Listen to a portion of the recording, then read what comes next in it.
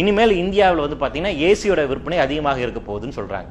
என்ன காரணம் சொல்றாங்கன்னு பார்த்தீங்கன்னா, அடுத்து 2030ஆம் ஆண்டுக்குள்ளாக இந்தியாவில் இருக்கக்கூடிய வெப்பநிலை அப்படிங்கிறது மனிதர்கள் வாழ முடியாத அளவுக்கு இருக்கும் அப்படிங்கிறாங்க. நீங்க வெளியே போய் இருக்க முடியாது. 6 மணி நேரம் வெளியே போய் நின்னீங்கன்னா ஹார்ட் அட்டாக் வந்து இறந்து போயிருவீங்க. இது வந்து அடுத்த 10 வருஷத்துல நம்ம சந்திக்க போறோம். ஹீட் வேவ்ஸ் அப்படிங்கிறது அவ்வளவு கொடூரமாக இருக்க போகுது அப்படின்னு சொல்றாங்க. அப்போ அதுக்கு எப்படி நீங்க அதை சாட்டிஸ்ஃபை பண்ணணும், அதை எதிர்கொள்ளணும் அப்படின்னு வந்து பாத்தீங்கன்னா, உங்களுக்கு நிச்சயமா ஏசி வேணும். அதனால அதுக்கு ஒரு லாபகரமான திட்டம் இருக்கு, அதுக்கு மார்க்கெட் பண்ணலாம் அப்படிங்கிறதுக்கான வேர்ல்டு பேங்க் அப்படி பாக்குறாங்க. ஆனா நாம புரிந்து கொள்ள வேண்டியது, அன்றாடம் காட்சிகளோட வாழ்வில் என்ன ஆக போகுது, வெளியே போய் வேலை செய்ய முடியாத அளவுக்காக இருக்கக்கூடிய வெயில் தன்மை மாறப்போகுது. காலநிலை மாற்றம் அப்படிங்கிறது விளிம்பு நிலை மக்களை பெரிய அளவில் பாதிப்பு உள்ளாக போகிறது. அப்ப அவருக்கு பாதுகாப்பதற்கான காப்பதற்கான நடவடிக்கை நம்மகிட்ட இருக்கா, அந்த இன்ஃப்ராஸ்ட்ரக்சர் சேஞ்ச் நம்ம கொண்டு வந்துட்டோமா, அந்த மாற்றத்தை செய்து விட்டோமா அப்படின்னா இல்ல. அப்ப அந்த புரிதலை நோக்கி நாம் நகர வேண்டிய ஒரு தேவை அப்படி இருக்கு நினைக்கிறேன். ஏன் இப்படியான ஒரு மாற்றம், இவ்வளவு கொடுமையான வெயில் தாக்கக்கூடிய அளவுக்கு ஒரு மாற்றம் ஏன் வர காரணம் என்ன? நமக்கு வந்து வெப்பம் தேவைதான். ஹீட் அப்படிங்கிறது நல்ல விஷயம் தான். ஹீட் இருக்கிறதுனால தான் பூமியினுடைய சராசரி வெப்பநிலை, இப்போ நார்த் அண்ட் சவுத் எடுத்துக்கோங்க, வட துருவத்திலும் தென் துருவத்தில், north pole and south pole சொல்லலாம், அங்கேயும் பனி அதிகமாக இருக்குது. அதே மாதிரி சவுத் போல்லையும் அதிகப்படியான பனி பாறைகள் அப்படிங்கிறது இருக்கு. ஸோ அது ரொம்ப உறைஞ்சு போன -டிகிரியில் இருக்குது. ஆனால் பூமியோட மத்திய ரேகை பகுதி, டிராபிக்கல் ரீஜன், இந்தியா போன்ற பகுதியில் இருக்கு. அந்த இடத்துல தான் உங்களுக்கு அதிகப்படியான பயோடைவர்சிட்டி இருக்கு. அதிகப்படியான குளிரும் இல்லாமல், அதிகப்படியான வெயிலும் இல்லாமல் ஒரு சீதோச நிலைமை இருக்கக்கூடிய இடம் அதுதான். ஸோ அதனால இந்த இடத்துல அதிகப்படியான பயோடைவர்சிட்டி இருக்கும், நிறைய உயிரினங்கள் எல்லாம் இருக்கக்கூடிய ஒரு பகுதியாக இருக்கின்றது. இப்படியான பேலன்ஸாக இருக்கக்கூடிய ஒரு வெப்பம், ஒரு டெம்பரேச்சர் சிஸ்டம் அப்படின்னு பார்த்தீங்கன்னா கடந்த 10,000 வருடங்களாக தான் இருக்கு. பூமி தோன்றிய இந்த 4.5 பில்லியன் வருடங்களில் வந்து பார்த்தீங்கன்னா கடந்த 10,000 வருடங்களாக தான் இப்படியான ஒரு சீதோஷ நிலைமை அப்படிங்கிறது இருக்கு. ஒரு டெம்பரேச்சர் பேலன்ஸ் இருக்கு.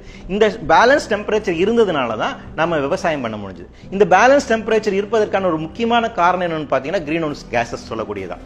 இந்த பச்சை இல்ல வாயுகள் அப்படி சொல்லுவாங்க. அதில் கார்பன் டை ஆக்சைடு ஒரு முக்கியமான கேஸ். அவை இயற்கையாகவே போட்டோசிந்தசிஸ் மூலமாக வெளியேறக்கூடிய ஒரு கேஸ்.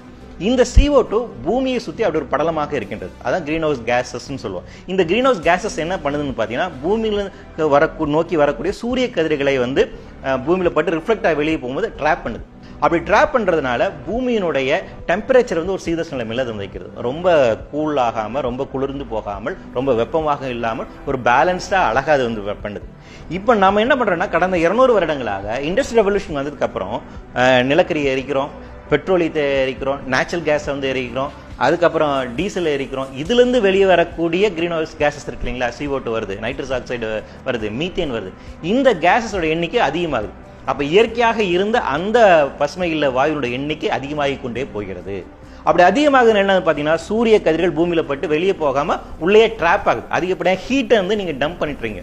ரொம்ப சிம்பிளா வந்து சொல்றீங்கன்னா, நீங்க ஒரு ஷாப்பிங் போறீங்க, கார் எடுத்துட்டு போறீங்க, காரை வெளியே நிறுத்திட்டு போறீங்க, வெயில நிறுத்திட்டு போயிடுறீங்க, உள்ள 2 மணி நேரம் முடிச்சு நீங்க வர்றீங்க. காருக்குள்ள போன உடனே உட்கார முடியுதா? பயங்கர ஹீட்டா இருக்குதா? ஏன்னா சூரிய கதிர் உள்ள ட்ராப் ஆயிருது. சூரியன் டைரக்டா உள்ள வந்து ரிஃப்ளெக்ட் ஆகி வெளியே போகும்போது அதே ஆற்றல் இருக்காது, வெளியே அதால் போக முடியாது, உள்ள ட்ராப் ஆயிருக்கு. அதுதான் நடந்துட்டு இருக்கு பூமியை சுத்தி. பூமியில் இருக்கக்கூடிய அப்ப இந்த வெப்பம் இன்க்ரீஸ் ஆகிட்டு, இதை தான் நம்ம குளோபல் வார்மிங் அப்படின்னு சொல்றோம்.